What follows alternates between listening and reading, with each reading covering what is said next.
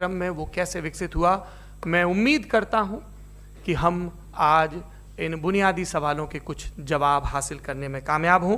मैं सबसे पहले मंच पर आमंत्रित कर रहा हूँ मुफ्ती शमाइल नदवी साहब को। आइए सर जी।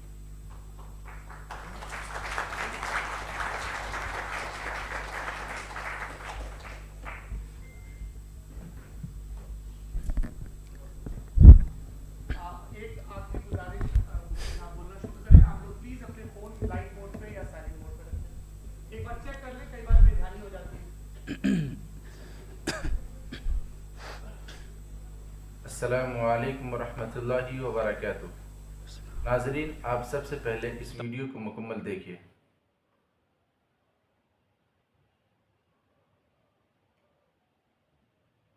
अब बचता है एक ही स्टैंडर्ड, और वो स्टैंडर्ड है अक्ल, लॉजिक, रीजनिंग।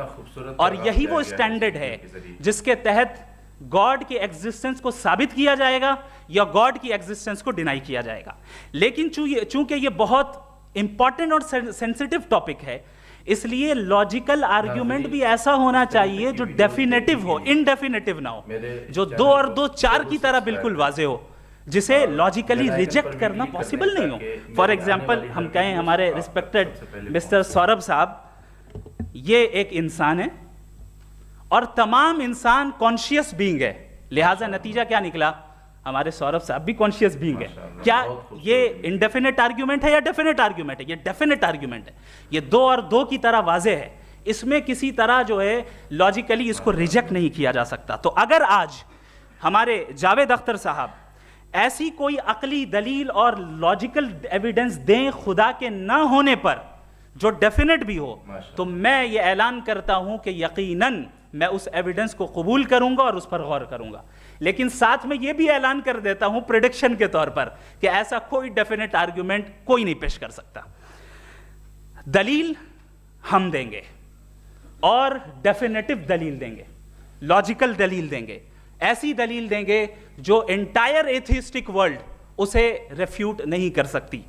चलें, अब हम एक एग्जाम्पल सोचते हैं, एक सिनेरियो, सिंपल सिनेरियो, तमाम ऑडियंस से गुजारिश है, हम और आप एक आइसोलेटेड आइलैंड पर हैं, ऐसा आइलैंड जहां पे हमसे पहले कोई कभी नहीं गया। चलते चलते आपके सामने अचानक आपने देखा एक पिंक कलर की बॉल पड़ी हुई है। सबसे पहला सवाल आपके जहन में क्या आएगा कि ये बॉल यहां क्यों आई, कैसे आई, ये पिंक कलर की ही क्यों है, कोई और कलर भी हो सकता था, ये इसी शेप में क्यों है, कोई और शेप भी हो सकता था। नेचुरली आप इस तरफ पहुंचेंगे कि कोई ना कोई है जिसने इन स्पेसिफिक प्रॉपर्टीज के साथ इस बॉल को बनाया है और यहां पे रखा है। चूंकि आप जानते हैं कि ये जो बॉल है इसका एग्जिस्ट करना जरूरी नहीं है, ये एग्जिस्ट कर भी सकती थी, नहीं भी कर सकती थी, और एग्जिस्ट करना ही था तो किसी और फॉर्म में करती, किसी और कलर में करती। अब आप इस बॉल को एक्सपैंड करते चले जाएं, एक्सपैंड करते चले जाएं, एक्सपैंड करते चले जाएं, यहां तक कि ये बॉल यूनिवर्स के साइज की हो जाए। बताइए कि क्या साइज के बढ़ जाने से सवाल बदल जाएगा? हरगिज नहीं बदलेगा।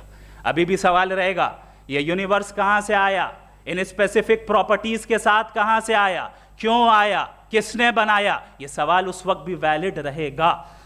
लेकिन ये सवाल अगर हम जनाब जावेद अख्तर साहब से करें तो चूंकि इनका वर्ल्ड व्यू एथिस्टिक है, और सिर्फ इनका नहीं, मतलब जितने भी एथिस्ट हैं और एथिस्टिक वर्ल्ड व्यू को रखने वाले से अगर आप ये सवाल करें कि ये यूनिवर्स कहां से आया, तो इनका जवाब या तो आर्ग्यूमेंट फ्रॉम इग्नोरेंस होगा या डॉगमेटिक होगा।